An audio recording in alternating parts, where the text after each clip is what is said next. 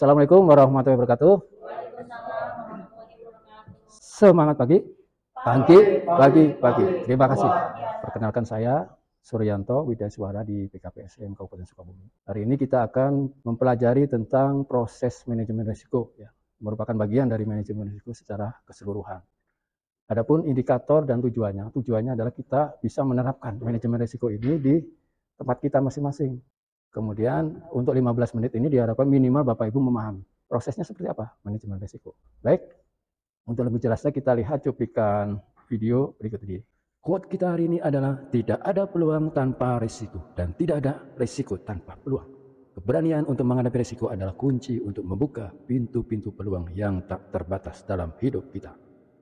Kebakaran melanda terminal bahan bakar minyak atau depo pelumpang milik Pertamina, Koja, Jakarta Utara, Jumat 3 Maret lalu.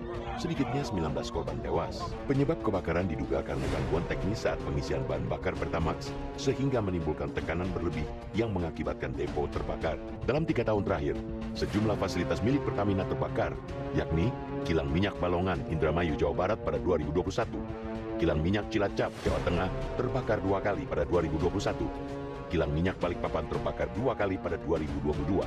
Saya kira yang penting itu mungkin perbaikan di tata kelola, ya, terutama yang menyangkut manajemen risiko, ya, untuk menekan seminimal mungkin risiko yang terjadi, terutama di sisi risk manajemennya. Baik, itu adalah statement dari Bapak Wakil Presiden kita, yaitu Bapak Ma'ruf Amin.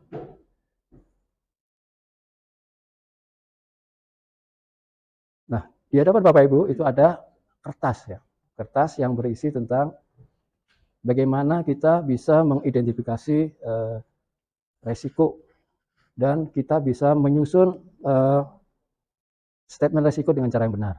Nah, sebelumnya Bapak Ibu ada yang pernah mendengar resiko? Resiko itu apa? Resiko masalah.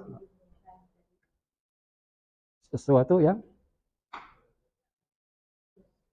ya, resiko itu peluang terjadinya dari suatu kejadian. Kalau di bidang kesehatan mungkin dokter sudah sering, ya, mendengar resiko. Resiko itu adalah odds ratio dan risk relatif kalau di bidang kesehatan. Jadi peluang orang itu menjadi sakit karena faktor-faktor tertentu. Sedangkan risiko menurut ISO 31000, ya, adalah ketidakpastian yang berdampak pada sasaran. Jadi risiko itu adalah ketidakpastian. Kalau kita belajar skripsi, 5% adalah alfa. Alfa itu adalah tingkat kesalahan, tingkat ketidakpastian. Nah, risiko itu ketidakpastian tadi. Nah, Bapak Ibu sebelum lebih lanjut, Bapak Ibu bisa mengisi pretestnya, bisa melalui barcode atau bisa melalui Bitly. Itu hanya ada beberapa pertanyaan. Kami persilakan Bapak Ibu isi dari sekarang. Sambil menunggu Bapak Ibu mengisi, ya. Nanti kita akan sampaikan bagaimana teknisnya, teknis dari pengukuran risiko itu. Nah, risiko tadi bisa kita ukur dengan cara kita melalui tahap-tahap yang disebut dengan tahap atau proses manajemen risiko, ya. Pada saat kita menyusun suatu kegiatan, tentu yang pertama kali kita lakukan adalah mengidentifikasi, ya, identifikasi dari suatu permasalahan. Nah, risiko juga begitu. Kita mulainya dari identifikasi.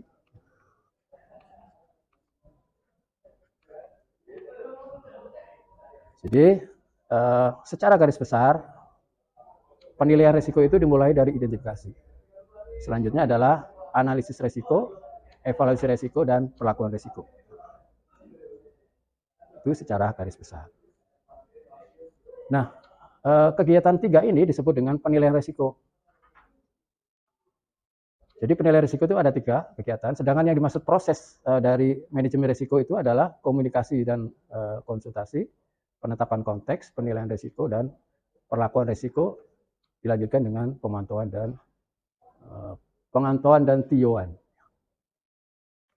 Yang menjadi unik itu adalah di penetapan sasaran atau di identifikasi ini. Di kertas Bapak Ibu itu disediakan bagaimana cara kita mengidentifikasi dari suatu permasalahan yang akan menjadi resiko ya. Baik, nah itu cara bagi sharing Bapak Ibu ya. Yang pertama kita tetapkan dulu sasaran dari kegiatan kita. Yakin semua OPD, semua unit organisasi punya sasaran ya. Sasarannya apa? Apalagi yang ada di DPA tentu ada sasarannya. Misalnya ini adalah sasarannya meningkatkan jumlah produksi perikanan budidaya kelompok dari pembudidaya pemula sebanyak 24 ton. Kunci dari keberhasilan kita menyusun dari kegiatan identifikasi resiko ini adalah penyusunan sasaran. Sasarannya harus terukur, kemudian spesifik, bisa dilakukan, realitas, dan ada tenggang waktunya, timeline-nya yang dikenal dengan SMART. Kalau kita tidak menyusun dengan SMART, maka kemungkinan kita mengintervensi dari resiko itu menjadi tidak benar.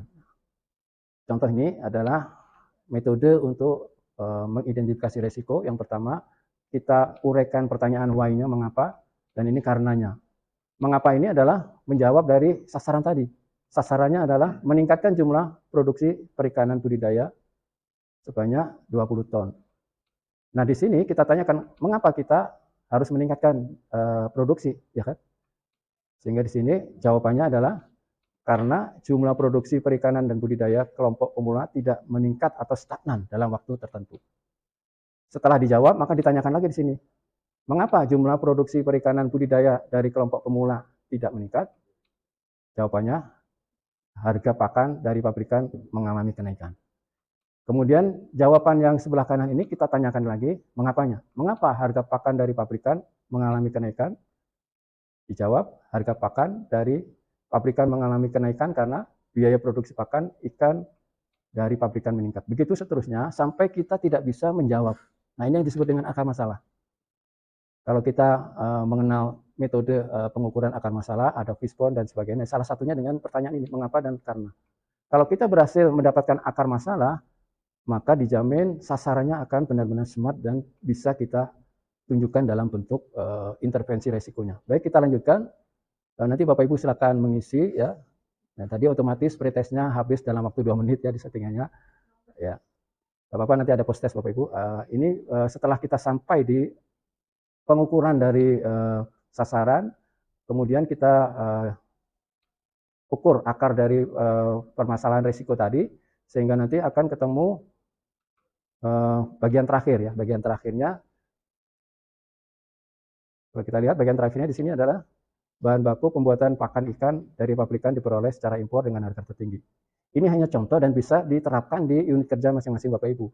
Sehingga nanti statement dari resikonya itu benar-benar spesifik, yaitu karena biaya produksi pakan ikan dari pabrikan meningkat, mungkin menyebabkan harga pakan dari pabrikan mengalami kenaikan.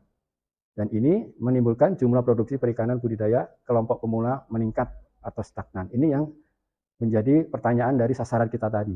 Kemudian yang di garis merah, blok merah ini adalah resikonya. Resikonya ini adalah harga pakan dari pabrikan mengalami kenaikan. Setelah kita mengetahui resiko secara spesifik, baru kita analisis. Jadi tadi tahapnya adalah identifikasi risiko, kemudian analisa risiko dan evaluasi risiko, ya kan? Nah, di analisa risiko ini kita hanya membandingkan antara risiko yang ada dengan kriteria risiko atau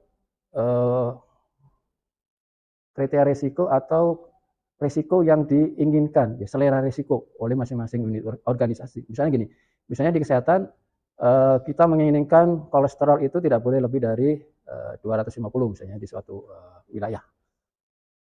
Maka kita bisa menetapkan bahwa kalau di atas 250 itu adalah batas yang tidak boleh dilampaui. Ya. Kita mempunyai kendaraan bisa kita pacu dengan kecepatan sampai 200 km, tetapi selera Bapak Ibu menggunakan kendaraan itu tidak sampai 200 kan, mungkin hanya 100 dan 90 km per jam. Nah, 90 dan 100 km per jam itu yang disebut selera risiko. Jadi meskipun ada batasan teratas, kita bisa secara bertahap menggunakan selera risiko tadi. sampai tahap berapa kita mentoleransi dari risiko yang ada di organisasi kita.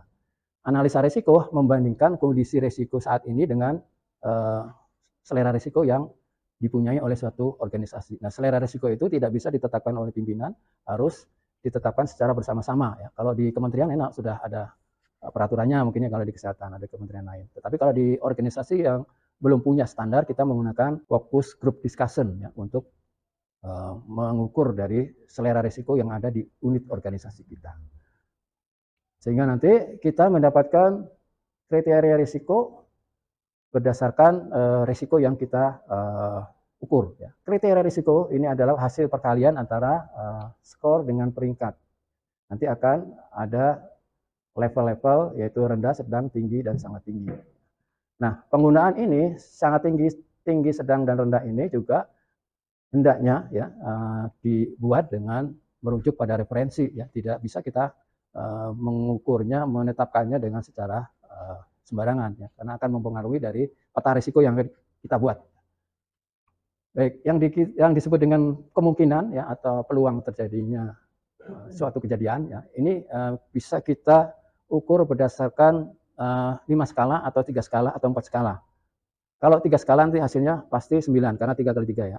Kalau 5 berarti 25. Jadi 25 itu adalah risiko yang paling tinggi yang merupakan kriteria risiko sangat tinggi ya. Kalau di peta risiko itu gambarnya adalah merah tua. Baik.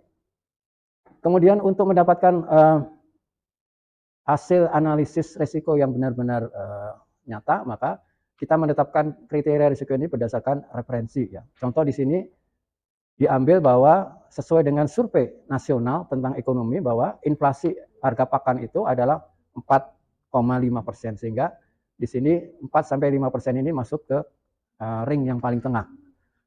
Kalau ring paling tengah berarti nilainya 3. Kemudian di bawahnya adalah 2, di atasnya adalah 4. Sehingga angkanya menyesuaikan. Kalau ini 4-5 berarti ini 5-6. Penetapannya ini harus kita perhatikan, harus merujuk pada referensi. Nah, kemudian kriteria risiko dampak. Jadi dampak itu adalah sesuatu yang diakibatkan dari terjadinya suatu fenomena yang benar-benar akan mempengaruhi sasaran dari kegiatan kita. Karena kita menggunakan 5, maka skalanya 1-5, yaitu dari mulai tidak signifikan sampai katastrofis. Sehingga nanti kita mempunyai peta risiko ya seperti ini. Nah, silakan Bapak Ibu mengisi secara simulasi angka-angka atau kriteria risiko yang ada di unit organisasi. Nanti kita akan bahas bersama-sama ya 1-2 menit lah ya. Minimal kita mempunyai gambaran bahwa untuk memetakan risiko tahapnya seperti itu.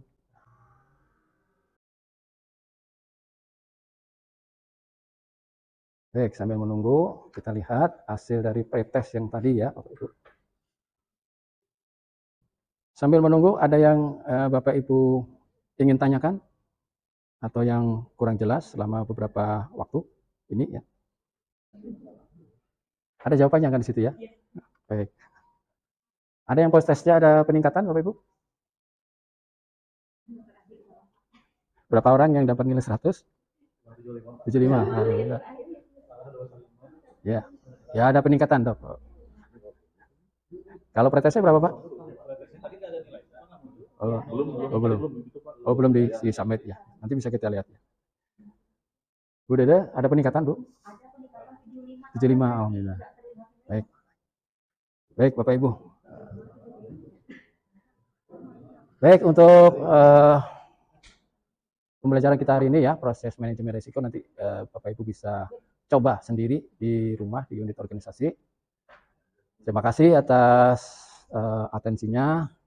Mudah-mudahan bermanfaat dalam waktu yang singkat ini bisa memahami dan nanti Bapak Ibu bisa berdiskusi lebih lanjut ya dengan rekan maupun dengan saya. Yang ini metode ini sebenarnya jarang ya kalau kita lihat referensinya yang membahas ya.